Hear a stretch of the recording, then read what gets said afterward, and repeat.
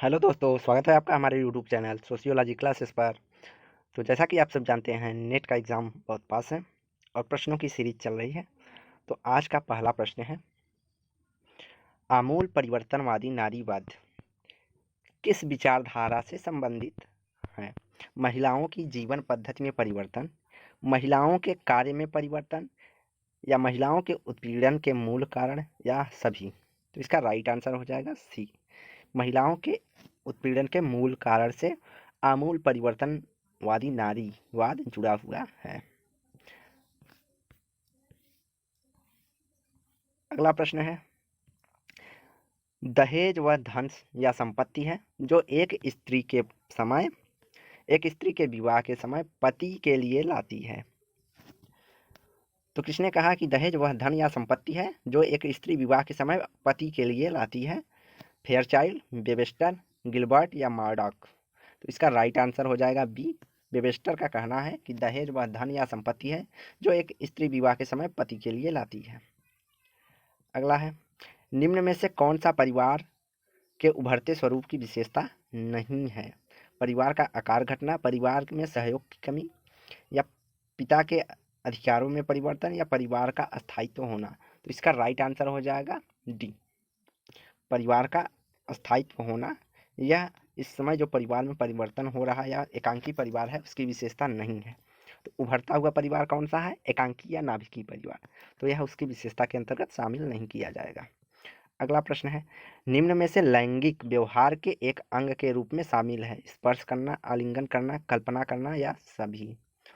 इसका right answer हो जाएगा सभी, लैंगिक व्यवहार के एक अंग के रूप में शामिल किया जा सकता है। अगला, सामाजिक समस्या ऑनर किलिंग को समाज में किस अन्य नाम से जाना जाता है? सामान्य हत्या, निरोध हत्या, भयानक हत्या, या सामान्य हत्या? तो इसका राइट होगा प्रतिष्ठा हत्या या सम्मान हत्या के नाम से भी जाना जाता है ऑनर किलिंग। यह मुख्यतः परिवार एवं जाति की प्रतिष्ठा के लिए किलिंग की जाती है, तो इसलिए इसे सम्मान हत्या कहा जाता है। अगला है, निम्न पर विचार कीजिए। रेडिकल नारीवादी ने उस संरचना का अध्ययन किया है जिसमें पुरुषों के हितों में महिलाओं के अधीन बना दिया गया है। या दूसरा, समाजवादी नारीवाद पूंजीवाद एवं पितृसत्ता को विचारधारा चुनौती देते हैं। अगला है, उत्तर आधुनिकतावाद को उग्र नारीवाद विचारधारा के रूप में देखा गया है। तो इसका राइट आंसर सी हो जाएगा, तीनों कथन सही है कि रेडिकल नारीवाद ने उस संरचना का अध्ययन किया है जिसमें पुरुषों के हितों में महिलाओं को अधीन बना दिया है। और दूसरा, समाजवादी नारीवाद पूंजीवाद एवं पितृसत्तात्मक की विचारधारा को चुनौती देते हैं। और उत्तर आधुनिकतावाद को उग्र नारीवादी विचारधारा के रूप में भी देखा या जाना जाता है। अगला, भारत में बच्चों का काम लिंग अनुपात मुख्यतः कन्या भ्रूण हत्या के कारण है। कारण दिया है, पितृ व्यवस्था के कारण भारत में पुत्र वरीयता बहुत अधिक है। तो यहाँ पे दोनों कथन सत्य हैं। अगला है, तो गद्यांश को पढ़कर निम्न प्रश्नों के उत्तर देना है। तो यहाँ कूले ने परिवार को प्राथमिक समूह की संज्ञा दी है क्योंकि मानव का जन्म तथा विकास परिवार में होता है। परिवार के द्वारा ही, छोड़िए इसको, छोड़ देते हैं, आप इसे कर लीजिएगा। अगला है, इंटरनेट का विकास हुआ है 1990, 1980, 1970 या 1960? तो इंटरनेट का विकास 1960 के दशक में हुआ है। समाज में हॉरर दृष्टिकोण पैदा करता है। इलेक्ट्रॉनिक मीडिया, प्रिंट मीडिया, दोनों, या इनमें से कोई नहीं? तो इसका आंसर हो जाएगा सी, दोनों। हॉरर दृष्टि मतलब इस समय न्यूज़ को इस तरह दिखाया जाता है कि बहुत डरावना लगता है, जैसे कोरोना के समय न्यूज़ को इतना बढ़ा चढ़ाकर या डराकर दिखाया गया था। अगला, प्रौद्योगिकी नीति की घोषणा कब की गई थी? तो प्रौद्योगिकी नीति की घोषणा 1883 में की गई थी। अगला है, भारत का पहला डीएनए भंडार कहाँ स्थापित किया गया है? मुंबई, कोलकाता, नई दिल्ली, हैदराबाद? तो इसका राइट आंसर हो जाएगा कोलकाता। अगला है, केसरनेत परियोजना की शुरुआत कहाँ की गई है? तो यह केरल में की गई है। अगला है, निम्नलिखित में से कौन सा कथन सही है? संचार की प्रविधियों में सोशल मीडिया को शामिल किया जा सकता है। अगला है, सोशल मीडिया ने वर्तमान समय में सरकार की जवाबदेहिता को उजागर किया है। तो इसका राइट आंसर हो जाएगा संचार की प्रविधियों में सोशल मीडिया को शामिल किया जाता है। और आज के समय में जो भी सरकार सोशल मीडिया पे देखता है तो उसकी जवाबदेही भी देनी होती है। कोई न्यूज़ अगर उठता है, अफवाह उठती है, तो सरकार उसकी जवाबदेह होती है, या सही है या गलत है। तो यह दोनों कथन सही है। अगला, साइबर अपराध को रोकने के लिए उपाय निम्नलिखित में से कौन सा है? एंटीवायरस सॉफ्टवेयर का प्रयोग, सुरक्षित वेबसाइट का उपयोग, अधिकांश आवश्यक फाइलों को सुरक्षित रखने के लिए एन्क्रिप्शन का प्रयोग, या उपरोक्त सभी। तो इसका राइट आंसर डी हो जाएगा, उपरोक्त सभी। अगला है, किसके कथनानुसार मीडिया वह साधन है जिसके द्वारा नागरिक को उनके अधिकारों का आभास होता है? Daniel McLean, Rashmi Bohra, Krishna Kumar, R K Majumdar. तो इसका राइट आंसर हो जाएगा सी, कृष्ण कुमार के अनुसार मीडिया वह साधन है जिसके द्वारा नागरिकों को उनके अधिकारों का आभास होता है।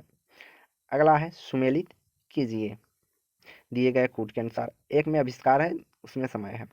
तो टेलीटेक्स्ट का आविष्कार जो है 1977 में हुआ था। टेली प्रिंटर का आविष्कार 1874 में हुआ था। रेडियो का आविष्कार 1900 में हुआ था। और पास्कल का आविष्कार 1642 ईस्वी में हुआ था। तो 2 1 4 3 ऑप्शन नंबर सी हमारा सही है। अगला प्रश्न है, वर्तमान में प्रगतिशील युग में सूचना के निरंतर प्रसार एवं उपयोग को देखते हुए सूचना प्रबंधन की आवश्यकता प्रतीत होती है।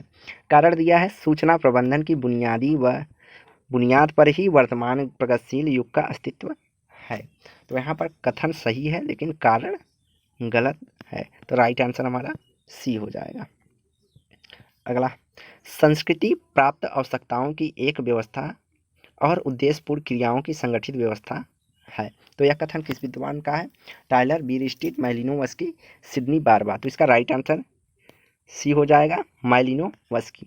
मालिनोवस्की ने कहा, संस्कृत की उत्पत्ति व्यक्ति की आवश्यकताओं की पूर्ति के लिए हुई है, अर्थात संस्कृत व्यक्ति की सभी आवश्यकताओं की पूर्ति करती है, मालिनोवस्की से संबंधित है।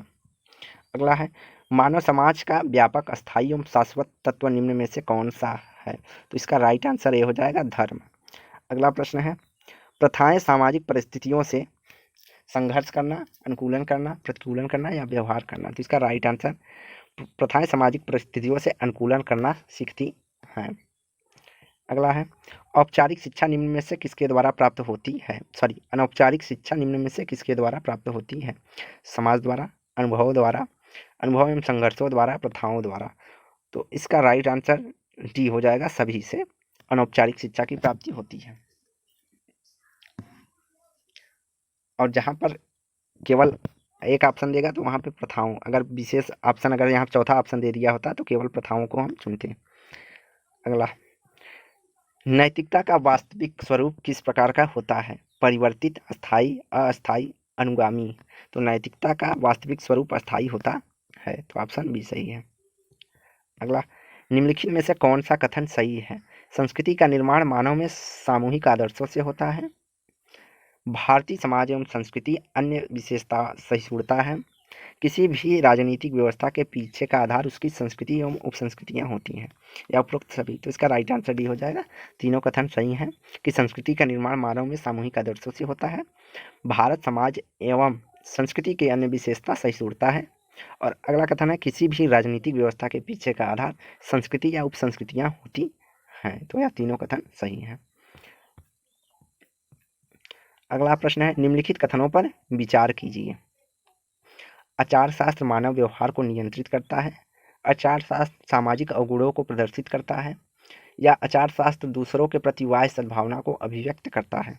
तो इसका राइट आंसर हो जाएगा 1 और 3 सही है, 2 हमारा गलत है। तो ऑप्शन नंबर सी सही है। अगला, सूची 1 को सूची 2 से सुमेलित कीजिए। अच्छा, सुमेलित कौन सा नहीं है यह पूछा है। तो आस्था विश्वास से जुड़ा हुआ है, यह सुमेलित है। प्रथाएं जनरीतियों से बनती हैं, यह भी सही है। आध्यात्मिकता अर्थात भौतिक के ऊपर चीज को आध्यात्मिक कहते हैं, यह भी सही है। जबकि धर्मनिष्ठा सामाजिक मूल्य से न संबंधित होकर विश्वास से ही जुड़ा होता है।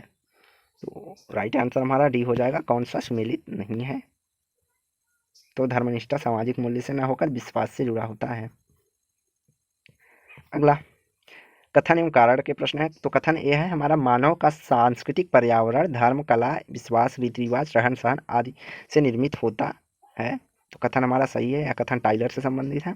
कारण दिया है, आज मानव पर्यावरणीय निम्नता के कारण अपना सांस्कृतिक वातावरण निम्न कर रहा है। तो यह कथन गलत है, क्योंकि सांस्कृतिक वातावरण उतना भी निम्न हो नहीं रहा है जितना यह, और उसका खास करके मानवीय पर्यावरण नहीं है।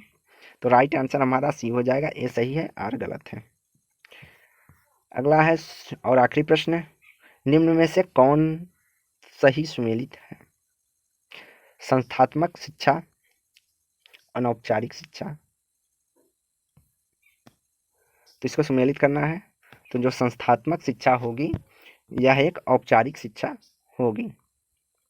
अनुभव एवं संघर्ष आधारित शिक्षा यह अनौपचारिक शिक्षा से संबंधित होगी। अगला मदरसा व पुस्तकालय। मदरसा एवं पुस्तकालय जो है औपचारिक साधन होंगे। परिवार, धर्म, राज्य, समाज ये सब अनौपचारिक साधन है जिससे शिक्षा प्राप्ति होती है। तो इसका राइट आंसर हो जाएगा 4, 1, 2, 3। तो राइट आंसर हमारा डी हो जाएगा, 4, 1, 2, 3। तो आज की वीडियो यहीं समाप्त होती है। वीडियो को लाइक एंड शेयर करें, चैनल को सब्सक्राइब करें। धन्यवाद। डेली क्विज के लिए आप हमारे टेलीग्राम चैनल से जुड़ सकते हैं, जिस पर डेली सुबह 9 बजे और शाम को 9 बजे क्विज करवाया जाता है। और उसमें आपको पेपर 1 के लिंक भी प्रोवाइड होंगे, जो कि पेपर 1 के क्विज उसमें सेशन मिलते हैं। तो धन्यवाद।